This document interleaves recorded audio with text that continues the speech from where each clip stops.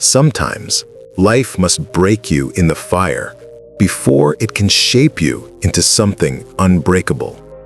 Long ago, in a quiet coastal kingdom where the waves kissed the cliffs, there lived a young sculptor named Dev. His hands were strong, his imagination endless, and his dream simple: to carve a statue so perfect that it would stand in the great temple of the gods. Since childhood, Dev had been fascinated by the temple statues, their calm expressions, their graceful poses, the sense of peace they carried. People said the sculptor who made them was blessed by the gods themselves. Dev wished for that same blessing. He worked from sunrise to sunset in his small workshop near the sea.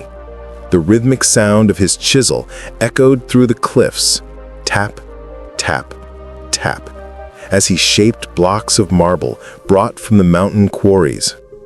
But perfection seemed to escape him like mist in the morning. One day, after months of labor, Dev finally shaped what he thought would be his masterpiece, the figure of a divine dancer.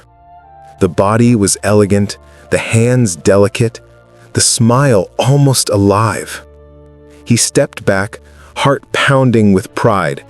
"This is it," he whispered. But just as he was smoothing the final touch near the shoulder, a crack split down the statue's arm. The piece broke clean off and crashed to the ground. Dev froze, his breath caught in disbelief. He tried to fix it, but the crack deepened, running through the figure's chest. Within minutes, the statue collapsed. He sank to his knees among the broken fragments, dust covering his face. "I worked for months," he murmured, voice shaking, "and this is what I get?"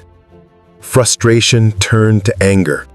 He hurled his chisel across the workshop and shouted, "Maybe I'm not meant to do this. Maybe the gods never wanted me to create anything at all." At that very moment, a gentle voice spoke from the doorway. "If the stone could speak, young man, it would say the same about you." Dev turned. An old sculptor stood there, tall but slightly bent with age, his robe sprinkled with marble dust.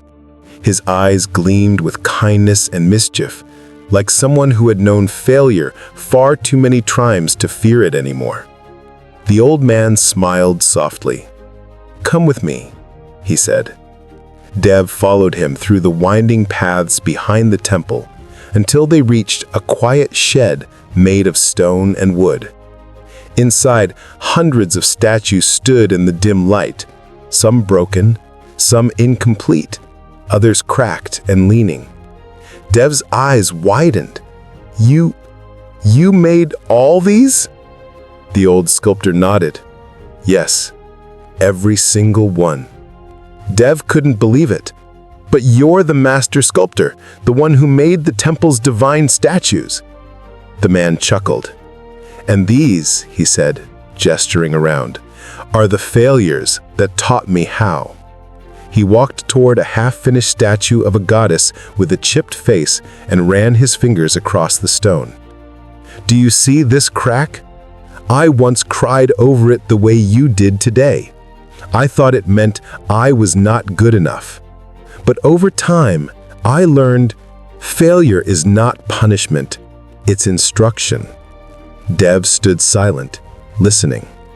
The old man picked up a chisel and said, "Every time you fail, the stone isn't rejecting you, it's teaching you how to understand it better. You must learn to listen before you strike." That night, Dev couldn't sleep. The old man's words kept echoing in his head. "Listen before you strike." He thought about every statue he had ruined, every crack that had made him curse the heavens. Maybe those weren't curses at all. Maybe they were lessons. The next morning, Dev returned to his workshop before sunrise. The air was cool, the sea quiet. He stood before a fresh block of marble and closed his eyes. He touched the stone gently with his fingertips, feeling its rough surface. "Teach me," he whispered. From that day on, Dev's work changed. He no longer attacked the marble with impatience. He studied it, spoke to it, respected it. Sometimes he worked for days on a single curve. Other times he would pause for hours just to observe how the light fell on the stone. He still failed, many times, but something inside him was different now. He no longer saw failure as an enemy. Each mistake became a teacher, each flaw a lesson. Weeks turned into months. Then, one golden morning, the sound of Dev's chisel filled the workshop with a rhythm so perfect that it seemed like music. The statue before him slowly took form, the image of a serene goddess, eyes closed, lips curved in peace. When he finally stepped back, the sun was setting. Its rays touched the statue's face, and for a moment it seemed alive. Word spread through the village. People gathered to see it, and soon the temple priest himself arrived. He circled the statue, awe in his eyes. "It feels divine," the priest whispered, "as if the gods themselves guided your hand." Dev smiled humbly and replied, "No, Father, it was not the gods who shaped it. It was my failures that did." The priest nodded, understanding the truth in his words.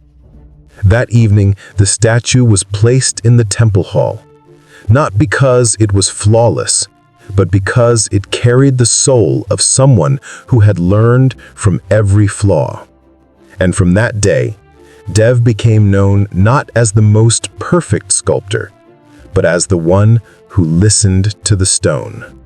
Failure doesn't break you. It carves you into who you're meant to be. Every mistake is a chisel stroke from destiny itself.